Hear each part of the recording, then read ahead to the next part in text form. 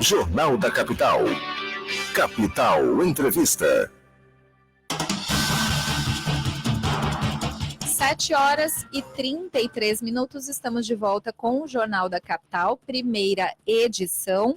Gente, nosso assunto agora é sério, importantíssimo, e a gente, além de desmistificar e entender um pouco mais sobre isso, a gente vai falar sobre o suicídio, prevenção de suicídio. Ontem começou setembro, né, dia 1º de setembro, então começa aí também a campanha do Setembro Amarelo, e quem vai bater um papo aqui com a gente sobre esse assunto é o autor do livro de superação da depressão e ansiedade, que o livro chama-se Tenho Depressão, e agora? Né? O escritor Alan Barros, ele também é fundador e mediador do grupo de apoio terapêutico FALE, e ele também é mentor e criador do método 11 Atitudes para vencer a depressão e a ansiedade. Então, não existiria um tema melhor para a gente abordar e para a gente tratar tão sério que não fosse o Setembro Amarelo, para já dar um pontapé inicial nesse mês. Antes de mais nada, Alan, um prazer, você já é de casa, né? Prazer te receber aqui, dizer que é uma alegria, viu, recebê-lo mais uma vez. Oi, Ana, bom dia a toda a equipe aqui da Rádio Capital, bom dia aos ouvintes aí. É sempre um prazer vir aqui, sempre. Toda vez que eu venho, a repercussão é muito grande, as pessoas têm um carinho enorme por essa rádio, por esse quadro. E eu te agradeço mais uma vez pela oportunidade, principalmente agora no mês de Setembro Amarelo, né? Que a gente vai entrar um pouquinho no assunto, de estar aqui falando sobre um tema que é tão doloroso, mas é tão necessário, né, Ariana, de ser falado. E muito obrigado. Tá certo. Gente, só antes de eu falar aqui para você, ouvinte, nosso telefone para você participar e a gente começar a entrevista, um ouvinte comunicou a gente aqui de um acidente na Ipiranga com a 8 de abril. Um motociclista caiu lá de moto e estava aguardando o atendimento do SAMU, né? Ficou um período lá, mais ou menos de 15 minutos aguardando. O ouvinte ligou aí e pediu para que os amarelinhos, né, comecem a atuar um pouco mais cedo também na região. O trânsito lá ainda está bastante congestionado, então você que tiver nessas imediações ali entre Ipiranga e 8 de abril, se já estiver parado e não souber por quê, foi por conta aí de um motociclista, tá ok? Na pista. E se você tiver com a intenção de pegar aquela região, por enquanto ainda tá bem complicadinho, se puder evitar, é melhor, tá certo? Você que quiser participar aqui da nossa entrevista com o escritor Alan Barros, você pode mandar o seu WhatsApp em texto ou voz, tá bom? No 98107-4204. Você também pode participar ao vivo, no 3054-1019. Alan, vamos lá. Vamos começar aí pelo Setembro Amarelo. Ontem foi dia 1º de setembro. Vamos começar explicando para o nosso ouvinte o que é o Setembro Amarelo, de onde surgiu o Setembro Amarelo. Olha, Leandro, setembro surge, na verdade, o amarelo, ele surgiu de uma história que é a única que a gente tem acesso de um menino de 17 anos nos Estados Unidos que acabou se suicidando, né? Cometendo isso contra a própria vida, e ele tinha um Mustang amarelo.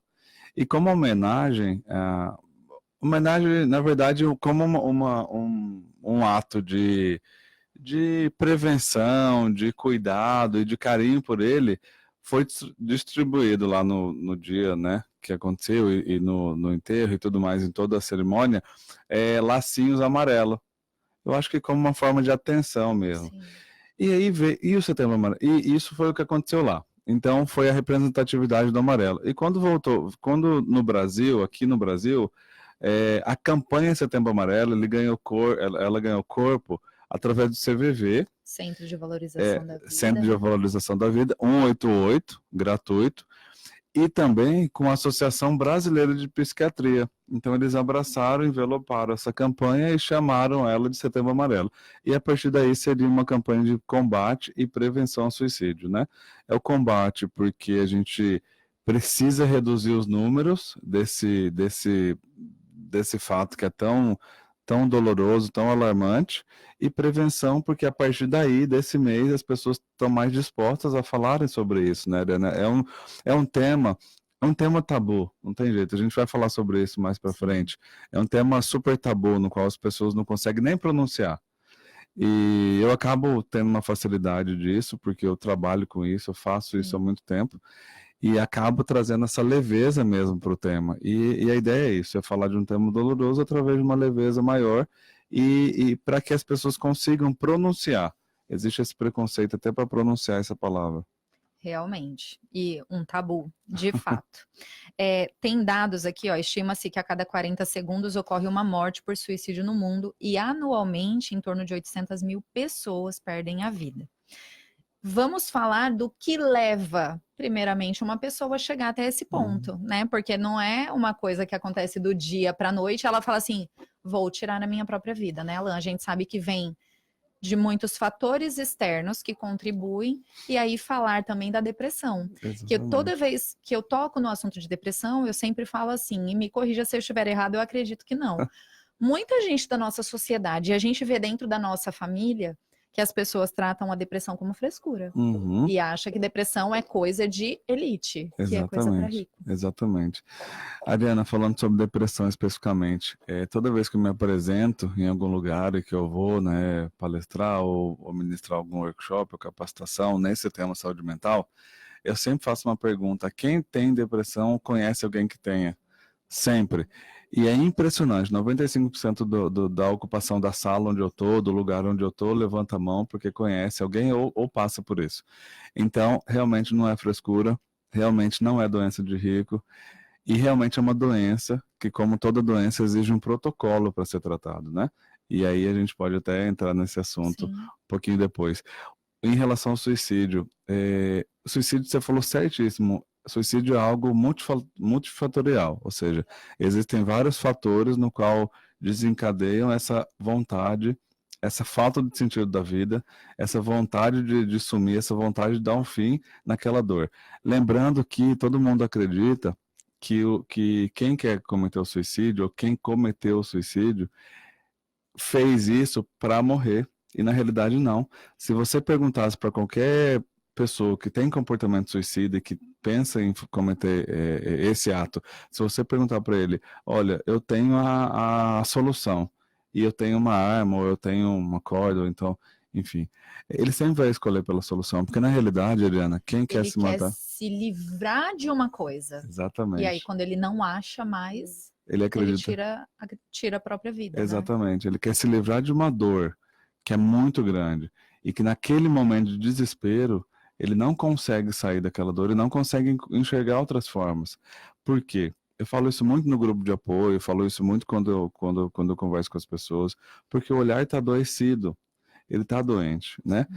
Não necessariamente uma pessoa que comete suicídio tem depressão, mas 85% dos casos essa pessoa trazia sim algum tipo de transtorno de humor, seja depressão, seja síndrome do pânico, seja ansiedade. Então, e alguns casos que a pessoa não tem esse tipo de transtorno por conta que foi cometido pela impulsividade, por algum ato. Fator externo, uma briga, uma discussão e a pessoa... Exatamente, né? E a pessoa toma essa atitude. Mas assim, o histórico é multifatorial, Ariane, você falou super certo, é multifatorial, não tem um fator só. Um fator específico, não né? tem. Tem um que talvez seja o desencadeante. Mas existe uma construção inteira de um histórico. Às vezes tem a ver com abuso na infância. A gente vê muitos casos, é tanta coisa, a gente vê muitos casos lá no grupo de apoio de crianças machucadas, mesmo adultos, temos crianças machucadas dentro de nós.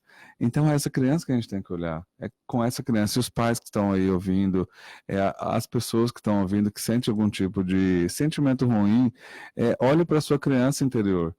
Olhe para você enquanto cuida da mente, do corpo, do espiritual. Isso é muito importante, Ariana. Tem participação, nós temos um áudio, vamos ouvir. Bom dia, Ariana. Bom dia ao entrevistado aí. Então, falar sobre isso daí, depressão, que agora nós estamos no Setembro Amarelo, né? Há 2 meses atrás eu entrei num grupo de ajuda a pessoas assim, que estão precisando. A maioria deles quer apoio, tanto da família quanto dos amigos, porque assim, quando a pessoa fica nesse estado, a maioria dos amigos se afasta, as pessoas criticam, julgam, então assim, a pessoa perde a vontade de viver. E o que a pessoa tem que fazer? A pessoa tem que apoiar, dar conselho, conversar com eles, não julgar, entender que fazendo isso a pessoa tem forças para continuar lutando e vencer. Se não fizer isso, a pessoa desiste de viver, não tem jeito. Então, assim, eu acho muito importante o apoio de todo mundo. E eu já consegui salvar várias pessoas do suicídio, muitas. Assim, ainda não estou contente com o resultado. Eu quero salvar muito mais, entendeu? Mas o primeiro passo é esse daí. Um abraço para vocês e tenham uma ótima semana. Adriane Alves aqui do Jardim Eldorado, Várzea Grande. Viu, Ariana? E aqui para você ver como que tem que agir, a gente tem que agir. Já são, só no Brasil aqui no grupo que eu tô, já são quase 13 mil pessoas. Entendeu? E é muita gente, entendeu? É muita gente. E assim, muitos desses conseguem sair com apoio e com ajuda. E se a pessoa não ajudar, não tem como, eles não têm forças para sair, entendeu? Então, acho muito importante mesmo esse trabalho. Obrigada, viu, Adriane, pela sua participação. Falou tudo, né?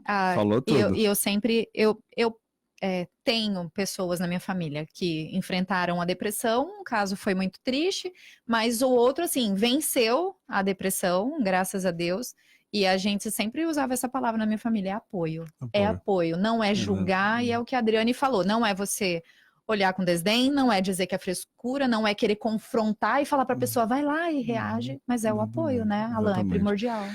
Eu acho que é a escuta fraterna, que é o que... Perdoa, existe uma escuta fraterna. Quando ela fala de apoio, é justamente isso, né? Quando a gente faz a escuta fraterna, a gente está sendo fraterno e não juiz, né? Eu sempre falo, a principal atitude que eu falo sobre isso é fale, procure alguém que não vai te julgar. Porque tem as pessoas que só julgam e tem as pessoas que não julgam, que vão te olhar com muita fraternidade. E ela falou exatamente tudo. O apoio é, de fato, capaz de salvar vidas. Eu costumo falar, Adriane, obrigado, viu, pelo depoimento, obrigado por ter participado aqui do programa. Bom, eu costumo falar, Adriane, que falar é realmente a melhor solução. E a gente sim consegue salvar vidas, Ariana, a gente salva vidas, obviamente que nós somos instrumentos, e eu acredito que é instrumento de Deus, porque eu sou muito próximo da espiritualidade no geral, e eu acredito que a gente salva vidas, sabe como? No grupo acontece muito isso, nas pessoas que eu tenho conversado, que eu já conversei, pelo simples fato de você ouvir, sem julgar. Então, assim, os mitos sempre tem, tanto mitos para suicídio, quanto mitos para depressão e doenças emocionais. Então, assim, é frescura, sabe, a doença de rico. Quer chamar atenção. Quer chamar atenção. Peraí que eu vou te dar um tanque, vou te dar uma enxada, sabe? Mas olha só, no começo da minha história, quando eu decidi contar, Ana... Eu já ia até te falar, que você vem de um histórico de anos, né? Que você vivenciou até você chegar a escrever o livro, exatamente, né? Foram 20 anos. 20 anos convivendo. Foram 20 anos convivendo com isso. E aí, 17 anos de terapia, 12 anos de pensamento suicida, né? Nossa. Então, assim, o que eu ouvi foram todos os... Eu escutei de tudo. Que assim, a gente possa imaginar, literalmente, né? De tudo. Então, assim, falta de Deus era o que eu mais ouvia e o que mais me machucava, porque eu não tinha falta de Deus. Se fosse falta de Deus, o padre Marcelo Rossi e o Fábio de Mello não teriam tido depressão. Né? E o padre Marcelo Rossi quase morreu com isso, né? Tamanha é a gravidade de uma doença, né? Porque depressão, gente, é uma doença que mata. Gente, é uma doença. Tem que pôr na cabeça das pessoas. É doença, assim como qualquer outra. Assim como qualquer outra. Então, assim, e essa escuta fraterna, esse acolhimento, que a gente fala muito a palavra acolhimento, é tão necessário, porque a pessoa... Não adianta você chegar para uma pessoa que está com depressão, com pensamento de suicídio, e falar, não faz isso, é pecado. Não, você tem que levantar desse quarto. E aí, geralmente, a pessoa está num quarto escuro, aí chega alguém, abre a janela, liga a luz, acha que dessa forma a pessoa vai reagir. E, na realidade, não. Na realidade, eu costumo falar, gente, se você não sabe o que falar para quem está passando por uma depressão, não fale, ou simplesmente fale. Olha, eu não consigo entender o que você está passando, mas eu estou aqui para te ajudar, vamos passar juntos, né? E aí senta no pé da cama, conversa, pergunta o que a pessoa quer, pergunta o que ela está querendo fazer. Gente, e sobre suicídio, especificamente, Adriana, falar não incentiva o suicídio. Muito pelo contrário, falar salva vidas. Então, assim, quando você fala sobre suicídio para alguém que está pensando em cometer o suicídio, você não está incentivando o suicídio, você está fazendo com que essa pessoa tenha um canal aberto de desabafo. Isso é muito importante. Inclusive, eu estudo sobre esse tema, né? Me formei em prevenção e pós-venção. Você tem o grupo também, né? Que é o hashtag Fale. Usa o hashtag mesmo para falar? Hashtag Fale. Eu tenho um grupo de apoio que é para depressivos, ansiosos e pessoas com doenças emocionais. Amigos e familiares são super bem-vindos. Ele acontece toda terça-feira no Cine Teatro às 19h30. Lá é um grupo de apoio completamente, nos moldes. O nosso grande inspirador são vários, né? Sim. É o Alcoólicos Anônimos, o primeiro, o Narcóticos Anônimos NA, o Amor Exigente e, por fim, o CVV. Então, assim, eu sou apaixonado por grupo de apoio, porque esses grupos de apoio me ajudaram muito através de uma questão familiar que eu tenho, de um familiar muito próximo, que eu, por conta disso, eu e minha mãe frequentamos o grupo de apoio, todos eles. Sim. E eu fui finalizar no CVV, mas já com o meu projeto em andamento, a história na internet, o livro sendo produzido. E aí eu me apaixonei, eu sempre achei, Eliane, que eu precisava fazer mais, assim, eu achava que o livro era pouco, assim como eu acho ainda. Sim. O livro era pouco, eu precisava ajudar mais. Então aí a gente começou muito pequenininho na casa da Flávia, que eu amo de paixão, que é uma psicóloga coautora do livro, tem uma história incrível de superação também.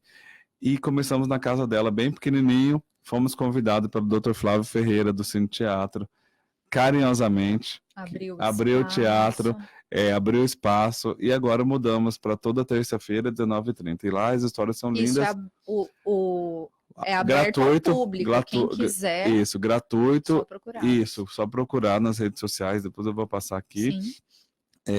Aberto ao público, gratuito. E a gente vai estar lá toda terça-feira para receber todos vocês com o maior amor e carinho.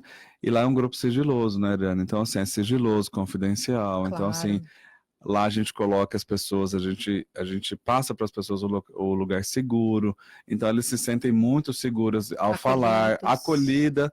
A gente tem muito acolhimento. Então, assim, às vezes nada do que grupo... a pessoa não encontra em casa, não encontra. em A quem maioria tá do da lado, parte, né? a maioria. Adriana, eu comecei a perceber depois que eu lancei minha história na internet, que eu comecei a falar muito sobre isso, que eu comecei a estudar muito mais sobre isso. Infelizmente, quanto mais próximas as relações, elas tendem a ser mais tóxicas, mais difíceis, principalmente para alguém que está num quadro desse. Sim. Então, só que assim, vocês ouvintes que não recebem, que passam por algum tipo de situação, ou que você tem alguém que passa por esse tipo de situação e não sabe o que fazer, eu percebi, Ariana, que assim, por mais que eu tivesse tristeza e raiva dessas pessoas que não sabiam como agir comigo ou com as pessoas, eu comecei a perceber que, na verdade, não passava de falta de compreensão. É a falta de compreensão. É o se empatia, total, empatia. Sentir a dor como sentir o outro a dor tá como o outro, sentindo. exatamente. A empatia nada mais é do que sentir a dor que o outro está sentindo. E não só olhar a dor. Isso aí pode ser simpatia, mas a empatia é sentir. E eu percebi que, às vezes, as pessoas que nos tratavam mal ou que não tinham essa empatia, talvez elas não fossem ruins, Ariana. Talvez elas não tivessem compreensão da doença, porque é uma doenças emocionais como um todo, são doenças de dificílima compreensão. É muito difícil. A própria pessoa. Mas exatamente. Não é verdade? Porque a própria pessoa que se encontra nessa situação, quando chega de repente a um diagnóstico, te fala assim, sim, você está com sintomas de depressão, está caminhando para um processo depressivo, essa própria pessoa não aceita que ela tem depressão. Tanto que muitas vezes, dos casos que eu já vivenciei de perto, ela começa a ter problemas físicos. Exatamente. Por conta dos problemas emocionais e psicológicos. Então, como ela não admite, somatiza tudo, começa a aparecer problemas físicos. Aí então, ela começa procura na própria pessoa. Exatamente. Aí ela procura o quê? Todo tipo de médico, faz todo tipo de exame, para então chegar no diagnóstico de uma depressão, né? E aí até o processo dela aceitar também é complicado, muito né? complicado. Ela dizer assim, eu tenho Por conta do preconceito da sociedade, Total. do que a família vai Total. pensar, do que os amigos vão Exatamente. falar dela, né? Mas eu recebo muito isso, Adriano, sobre isso. Ah, olha só, eu não, se eu for embora, não vou fazer falta. Ah, mas por que que eu sinto isso? Ah, mas tal pessoa não tem nada disso e tal. Cada pessoa é um ser único, né, Sim. Adriano? E outra coisa, e quando você identifica que tem, gente, eu relutei muito, muito, muito. A terapia eu faço há muito tempo, né? Sim. Mas eu relutei muito para ir no psiquiatra. Eu costumo falar nessa parte, Adriana, assim, só tem 2 profissionais habilitados para diagnosticar uma depressão, algum transtorno de humor, doenças emocionais. É o psicólogo e o psiquiatra. São só esses 2 que diagnosticam e mais ninguém. E Então- aí vem o preconceito, já vou te cortar. Não, pode Vem o cortar. preconceito. Falou em psicólogo, ok, ainda a Até pessoa mais ou releva, mais ou menos, ok, vou lá. Falou no psiquiatra, o que que a pessoa pensa? É médico de doido, não é Exatamente. assim? Infelizmente, né, Alan? Eu passei por isso. Eu posso te Você falar também de conhecimento de pensava causa. assim, né? Totalmente. Fala, não, gente, eu não Eu tô tinha, louco. primeiro que eu ia no psicólogo e eu tinha uma vergonha absurda de falar que eu estava indo no psicólogo, porque em tese as O pessoas, preconceito. o preconceito, o auto-preconceito e o preconceito, porque em tese as pessoas têm essa questão de tipo assim, psicólogo, não sei o que, eu era tão jovem, né, Adriana? Sim. E assim, quando eu fui diagnosticado eu tinha só 15 anos, então era muito difícil. Então eu não contava que eu ia. Embora eu seja completamente apaixonado pela terapia e logo depois passou esse preconceito, mas aí veio o preconceito do psiquiatra. Não tinha Cristo que fazer eu ir no psiquiatra, eu tinha um preconceito enorme, demorei anos para poder aceitar e ir no psiquiatra. E, gente, tanto psicólogo quanto psiquiatra são fundamentais para uma recuperação, para uma superação.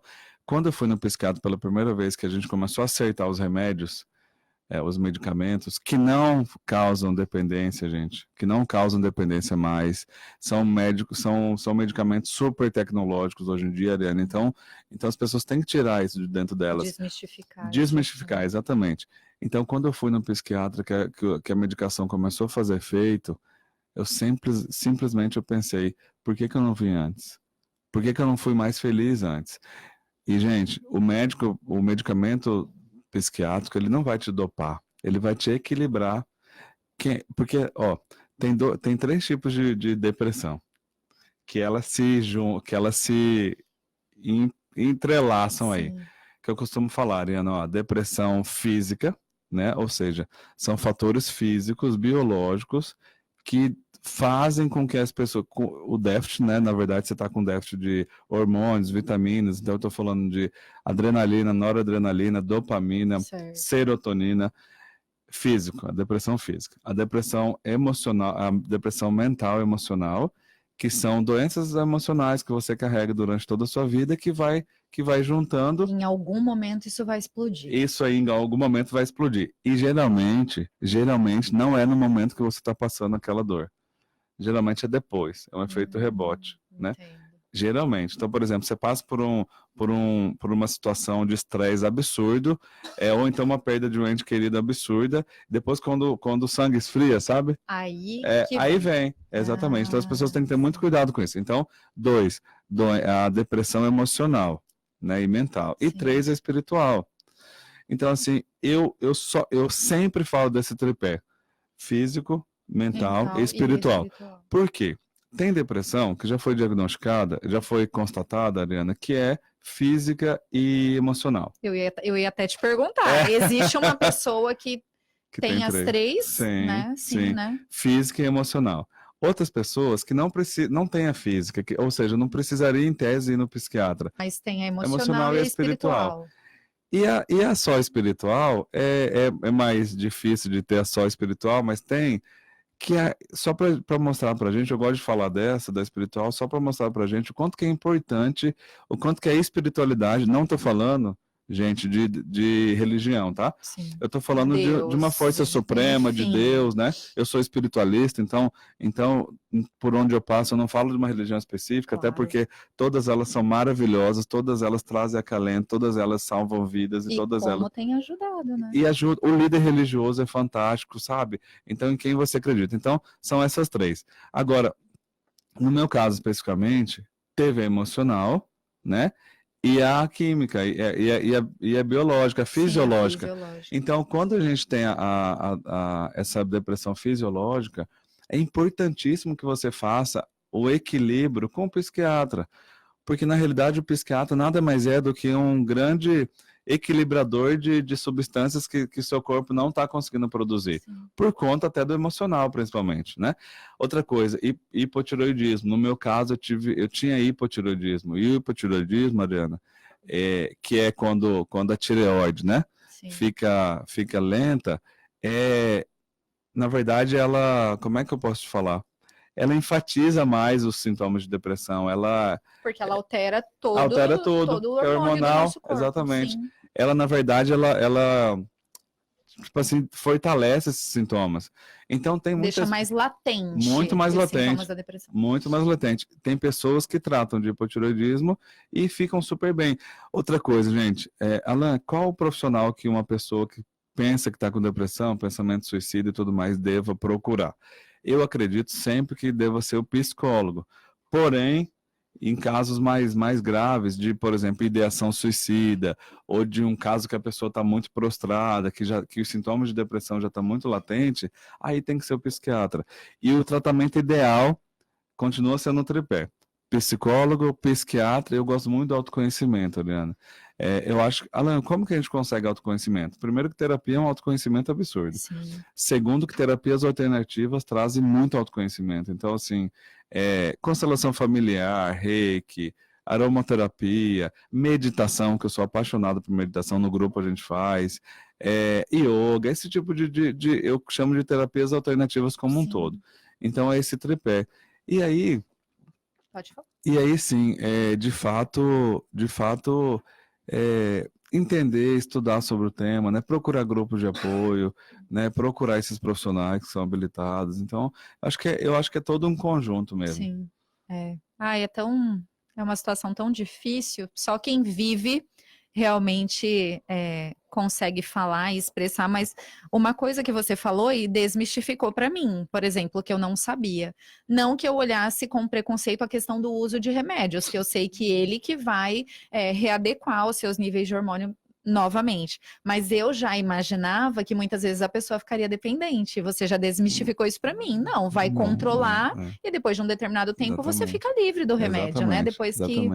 Para você que está chegando agora ou começou a nos assistir agora através do Facebook, para você que ligou o rádio agora, eu estou entrevistando aqui o Alan Barros, né? Ele que é escritor, escreveu um livro tratando da questão da depressão, né? E a gente também, ontem, 1º de setembro, deu início aí em nível nacional a campanha do Setembro Amarelo com relação à prevenção ao suicídio. Você pode mandar sua pergunta no 981074204 e você também pode ligar e participar ao vivo, 3054-1019. Alan, antes da gente falar do primeiro seminário, importantíssimo, é o primeiro seminário aí estadual de prevenção e pós-venção do suicídio, tem participação aqui de ouvinte nosso.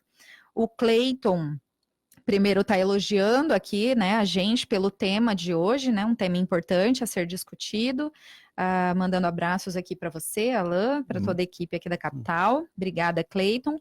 E ele pergunta o seguinte: eu gostaria de fazer uma pergunta. De que forma os amigos devem agir com quem está com depressão? Essa é a pergunta aí do Cleiton. Cleiton, muito obrigado pela participação. Eu gosto muito, falei para a Ariana aqui, para a equipe, que eu adoro quando abro o telefone e a gente pode ter essa interação, e eu sou um apaixonado por esse tipo de interação de rádio. Bom, Cleiton, sua pergunta é extremamente pertinente. Como é que a gente pode ajudar alguém que esteja com depressão ou que pareça que esteja com depressão? Era o assunto aqui, em off, antes de entrar, que a gente estava falando sobre isso, sobre ajudar. Eu acredito que, primeiro de tudo, se colocar à disposição dessa pessoa, né, Ariana? Então, assim, se coloca à disposição, pergunta se está acontecendo alguma coisa, mesmo se ele falar... As pessoas que estão sofrendo, geralmente elas vão falar que está tudo bem. Que não. Que não é nada. E, na verdade, você sabe que é. Então, assim, pergunta para ele, amigo, está acontecendo alguma coisa que eu posso te ajudar? Tenta fazer com que ele abra o coração sem julgamento. Você, naquele momento, você é nulo de qualquer julgamento. Porque julgamento é a única pessoa, a coisa mais nociva que pode nos acontecer nessa situação é um olhar julgador, de juiz, né? Então, assim, se abra com ele. E se você acredita que ele esteja, por algum motivo, tendo ideações suicidas, alguma coisa desse tipo, aí que você tem que se abrir mais ainda. É aí que você tem que falar bem assim, meu amigo, você está pensando nisso? É isso que você está pensando? Me fala por que você está pensando isso. E não, você não deve fazer isso porque é pecado, porque não sei o quê, porque você tem filho, porque você tem esposa, porque... Às vezes a pessoa tem tudo isso. Eu tinha tudo isso, Adriana. E mesmo assim eu pensei nisso durante muito tempo. Eu tinha família, eu sempre tive família, esposa, filhos e tudo mais. Só que é uma dor muito, muito, muito mais profunda do que qualquer um pode imaginar. Imagina só a dor de querer sair desse mundo e querer finalizar uma vida. Então, assim, a perda do sentido da vida é muito difícil, né? Que quando a gente não tem, é muito difícil a gente conviver com isso. E depois você vai descobrir que é porque você estava adoecido. Então, para esse seu amigo, é assim, eu não tenho o que você tem, mas eu gostaria de passar por essa junto com você. Tamo Me deixa eu te junto. ajudar. Tamo Literalmente junto, né? estamos juntos, mas não é aquele tamo junto de WhatsApp, internet, que tá todo mundo tamo Não junto, mas que ninguém adianta. ajuda É nada. o junto de né? verdade, é presença. Exato, é a não presença, sabe? Amigo, vamos lá, vamos tomar um café, vem cá, tira ele daquele lugar que ele tá, do ambiente. E falando sobre suicídio especificamente, Adriana, eu costumo falar o seguinte, nesses estudos que eu faço sobre o tema, que eu tenho estudado suicidologia, que é o estudo científico do comportamento suicida. Lá a gente fala muito, lá a gente escuta muito assim, é melhor você perder um amigo, é melhor você perder a amizade do que um amigo. Claro. Por que eu tô te falando isso? Muitas pessoas confidenciam, os suicidas, confidenciam a algum amigo ou alguém o plano de suicídio. Esse e tudo. pensamento. O pensamento e tudo também. E aí só que a pessoa confidencia no tipo assim, amigo, eu tô te contando, mas não conta pra ninguém. Nessa não conta pra ninguém, o amigo que recebeu a informação fica quieto e ele Não vai lá e se conta. suicida. Então assim, gente, o que a gente tem que entender é, perca a amizade, mas não perca o amigo. Esse amigo vai ficar com raiva de você no começo, talvez, porque você contou pra mãe, pro pai, pra alguém, mas é o que a gente fala muito nas palestras. Isso é utilidade pública, isso é risco de vida. Então, ultrapassa essa confidencialidade que ele te pediu. Não é um segredo Não que deve não ser pode guardado, ser um segredo, jamais. exatamente. Então, assim, é isso, é sempre com conversa fraterna. Bacana. Cleiton, vai ficar tudo certo, se Deus quiser. Conversa, não por WhatsApp, Não presença, por WhatsApp, presença, apoio. exatamente. Eu acho que o mais importante é a pessoa saber que ela pode contar com você, Exatamente. independente da hora, do Exatamente. momento, que ela vai te ligar e você vai estar ali para ouvir, que ela vai te chamar e você vai estar lá. Isso, e se abrir, né? À disposição. E claro. ela pode se abrir de verdade, ela pode tirar as máscaras, ela pode tirar as máscaras da sociedade. Ser quem por ela exemplo. é de verdade. Exatamente. Ela tá Ontem eu recebi no meu Instagram, ontem eu estava vendo no meu Instagram, e aí eu recebi no direct uma pessoa falando, porque eu tenho que ficar rindo para todo mundo, mas na verdade eu queria me jogar na frente de um carro, não sei o quê, sabe? E eu conversando com essa pessoa, mas você tá rindo por quê para todo mundo? Por que é tão importante você rir tanto para todo mundo? Por que você não pode sentir essa vontade? Por que você não tem direito de sentir vontade desses sintomas de depressão? Você tem esse direito, mas peraí, já que você tá falando, vamos tratar, vamos ver. Não é à toa que muito famosos, que nunca, em tese que você nunca imaginaria que teria depressão, tem. O Whindersson Nunes é o principal. A Anitta agora, a cantora Anitta está afastada com depressão.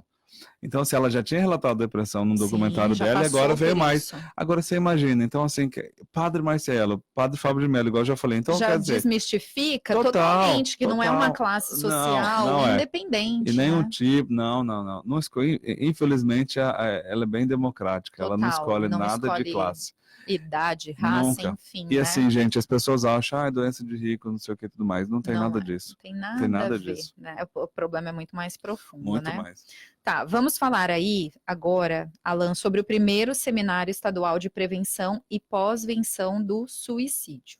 A quem se destina esse seminário? Primeiro de tudo, né? Você, claro, a gente sabe que você é muito atuante, tem trabalhado, feito um trabalho lindo com relação a isso e ajudado tantas pessoas.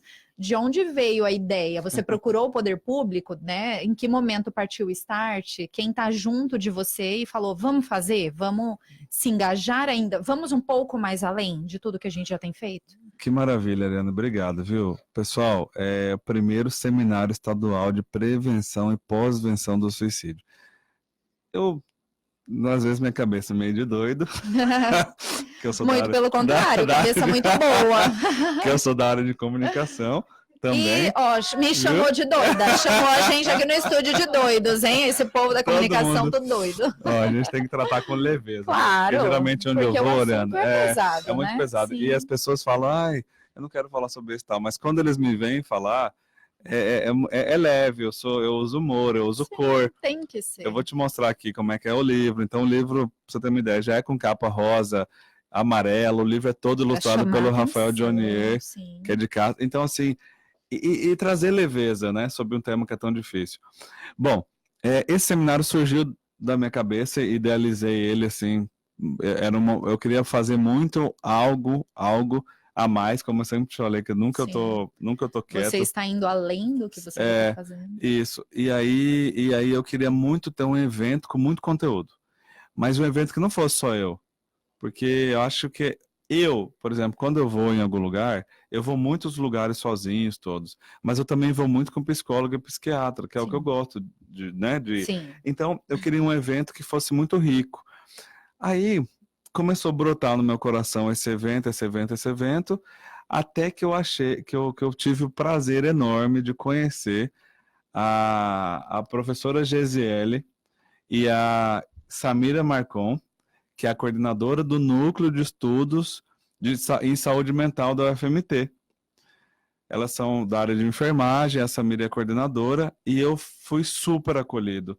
Eu cheguei lá com a Samira e com a Gesiele e eu fui muito abraçado. Falei, olha, eu quero muito fazer um evento assim, só que eu queria trazer conteúdo, que não sei o quê. Ela falou, Alain, a gente tem vários estudos sobre suicídio, e o que é mais maravilhoso é que no evento vai ter uma mesa, Ariana, com um doutor e 2 mestres que defenderam teses sobre suicídio. E a Samira estuda muito sobre suicídio também. Então, assim, cara, foi o que eu precisava para engrandecer o evento. Vamos lá. E eles são muito, muito, muito parceiros. Eu costumo falar que foi uma união de propósitos.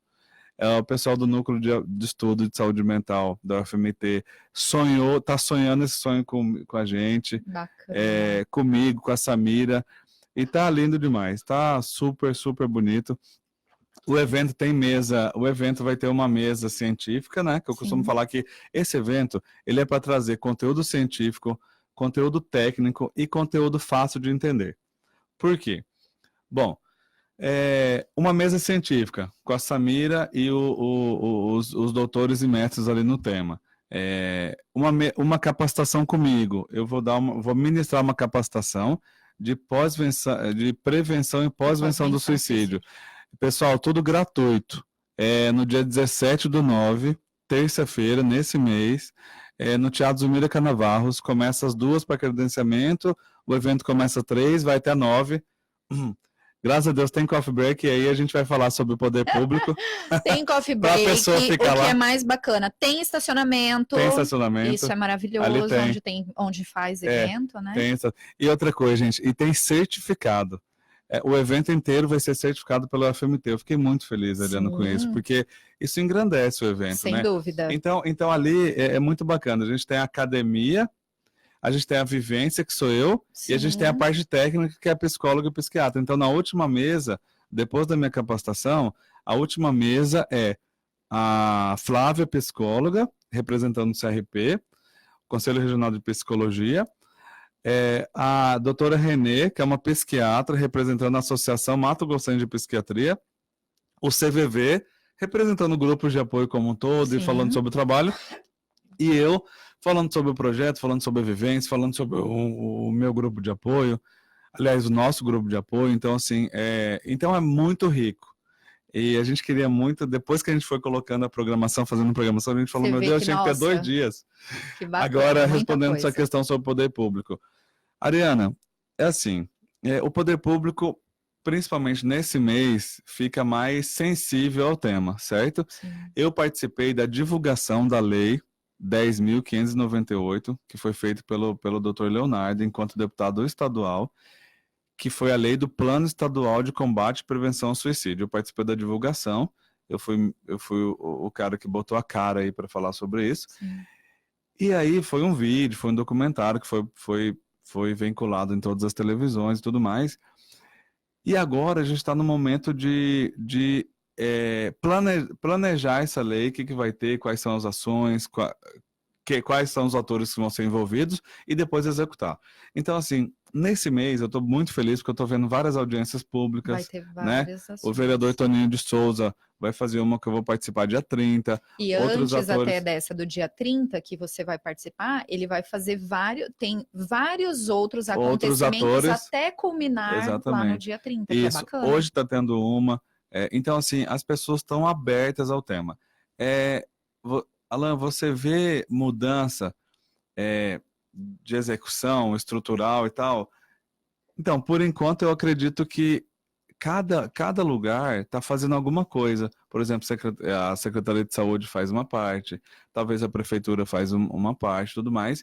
Então, e nesse momento é o momento da gente ver o que cada um está fazendo. Sim. E unir propósito e unir forças, né? Acredito que precisa ter mais médicos, psicólogos e psiquiatras nos CAPs. Acredito que pode ter um núcleo. Isso que eu já ia te falar. Porque, por exemplo, a pessoa que tem um plano de saúde, ela tem acesso a um psicólogo. Só que, por exemplo, uma pessoa que é mais carente, né? Uma pessoa, de repente, que está em uma família mais carente, situação de vulnerabilidade. Essa pessoa não tem acesso, Não tem Alan, acesso. né? Então, assim, precisa-se realmente... E até a gente discutiu isso com o Toninho, ele falando dessa importância que ele está engajado nessa causa, nesse sentido, de buscar e fazer com que se tenham mais psicólogos na rede pública, em um CAPES, para que as pessoas tenham acesso, para que ela saiba que se ela chegar lá, ela encontra um psicólogo para poder ajudar. Exatamente. O vereador Toninho de Souza tem muito isso. Ele nos chamou, eu e a Flávia, para participar de uma reunião com ele. Ele tem muito isso na cabeça. E a gente fica muito grato, porque é importante isso. E, assim, a gente não vê psicólogo nas escolas municipais e públicas, né? É um cargo que não existe. Eu tive a felicidade, mas foi bem doloroso para mim, quando eu comecei o projeto há 2 anos atrás, do livro, né, e da história, eu fui sozinho nas escolas, Ariana. E é muito desgastante quando você vai nas escolas. A escola não tem nenhum preparo, mas as escolas têm pessoas que amam aqueles alunos. Muitas vezes é a diretora, diretora que abraça como se fosse mãe mesmo. Exatamente. Né? Assim, elas eram psicólogas real ali. Sim. Então, e tirava as pessoas da escuridão. Só que você fazer um trabalho sozinho, que foi o que eu fiz nas escolas, é muito doloroso. Precisa de um apoio. Muito doloroso. Então, assim, acabou que eu ministrei uma palestra para os diretores gerais de todas as escolas, assim, um grupo pequeno ali de diretores gerais, eu não sei como é que chama, e eles tinham muito desconhecimento, mas não é por conta deles, é por conta que não é falado, não é tratado. Então, eu acredito que temos bastante a avançar, acredito que esse olhar, sendo mais sensível, né, do poder público em relação a isso, acredito que a gente avança. Sim. E é isso, tem que ter. Agora, por exemplo, não podemos esquecer, você que está ouvindo aí, que de repente não tem essa condição financeira, né, ou de repente está passando por essa crise que todos nós estamos passando, não podemos esquecer dos ambientes que são gratuitos, né, Ariana? Então, assim... Principalmente. Tem o CVV, o CVV é maravilhoso. 188. 188, gratuito, 24 horas, e pode ser feito por chat online também. Se você não quiser falar, você escreve. As pessoas são muito queridas. O CVV você Cuiabá tem seu grupo, por exemplo, que você já falou. Tem o CVV. O CVV tem um grupo todas as quintas-feiras grupo de sobreviventes ao suicídio. Tanto pessoas que sobreviveram quanto familiares que ficaram, né, sofridos. Tem o meu grupo de apoio, que é toda terça-feira, 19h30, no Cine Teatro. Então chegou lá, terça-feira, 19h30, vai ter lá. Bom, Tem grupos de meditação, gente. Tem um grupo de meditação que eu conheci recentemente, da UFMT, gratuito. Tem as casas de meditação gratuitas, que você só dá uma contribuição que você possa dar, então assim, fica a seu critério. É tipo uma oferta. É tipo uma oferta para ajudar o espaço, né? Bom, tem a Univag, que tem a parte de psicologia, tem a Unic, que tem a parte de psicologia, o FMT, sabe? Todas acredito que o Unemat, eu não sei se lá tem área de médico, mas assim, todas as faculdades têm essas áreas, e geralmente é simbólico, geralmente é R$20 a consulta, às vezes, se não for gratuito, é mais ou menos R$20 por aí, né? Então, assim, vamos procurar, vamos entender, vamos nos encher de informações, que as informações têm, e as possibilidades têm também. Obviamente que quem tem plano de saúde vai no médico particular, quem tem um pouquinho mais a situação financeira melhor, vai num terapeuta. Mas a gente tem outras opções, né? Claro. Lembrando que grupos de apoio, eu costumo falar isso, Oriana, não substitui uma terapia convencional. Então, o ideal é ir no grupo de apoio. Por isso que já chama grupo de apoio. Apoio, exatamente. Mas você precisa de um profissional, claro. Vai no grupo de apoio. O grupo de apoio é muito transformador pelas histórias que você escuta. Não tem julgamento. Você se identifica de ver que aquilo que você está passando, outra pessoa passou, aquela pessoa de repente conseguiu vencer e te dá aquela força, né? Ou você sabe de uma coisa, Ariana? Ou aquela pessoa está passando pelo que você passou e não venceu ainda. Por exemplo, o que acontece? Lá atrás, quando eu comecei a contar minha história na internet e tudo mais, as pessoas falavam, não, você já superou? E eu vou estar sempre em superação. Sempre em superação. Nunca vou falar, eu superei. Porque depressão a gente fala sobre cura, né? Sim. Tem uma linha espiritual que fala sobre cura espiritual. Mas a nossa linha, que a gente está mais acostumado, não fala sobre cura. Então, assim, é uma superação sempre. A gente, é um vigiar e orar. Eu costumo falar que é um vigiar e orar. É um dia após o outro. O tempo isso, todo. Sim, né? Pode. Tem uma participação aqui do Daniel, lá do centro, ele diz assim, bom dia. Parece que só depressivo suicida-se, mas não. A pressão social, o desemprego, a passionalidade e até a bebedeira, e isso realmente é muito triste. Daniel, e é o que a gente havia falado no início. Há um índice muito grande, 80 e poucos %, né, que você diz que geralmente da depressão a pessoa tira a vida, mas não, que qualquer situação... uma situação de pressão, um conflito muito grande, a pessoa impensadamente, né? Ela faz, impulsivamente, né? Impulsivamente. Sim, Daniel, tem isso mesmo. Sim, não são os casos maiores, assim, a porcentagem não é tão grande, mas existe sim, por exemplo, situação financeira e a perda do emprego é muito forte, Ariana. Ainda mais para homem, né? Sim, então a gente constata que tem uma família, muito, né, que é o provedor. A gente constata, Ariana, que isso são dados, né? Que a cada 40 segundos uma pessoa se mata no mundo. E no Brasil a cada 45 minutos. Então, assim, quantas pessoas já não se suicidaram no tempo que a gente está aqui a cada 40 segundos, né? E os homens cometem mais suicídio, embora as mulheres tentem mais, né? Porque a forma letal, a forma escolhida, o instrumento do homem que o homem escolhe é mais letal do que das mulheres. Então, assim, principalmente por conta de financeiro, desemprego, né? Desilusão, pressão social. Então tem tudo isso. A gente tem que sempre olhar com muito carinho esses pontos. E outra, quem quer se matar, outro mito, tá? Quem quer se matar, avisa. Ele vai dando sinais, ele dá sinais. E esses sinais não é para chamar atenção, gente. Todos os estudos que a gente faz, estudo de caso, não é.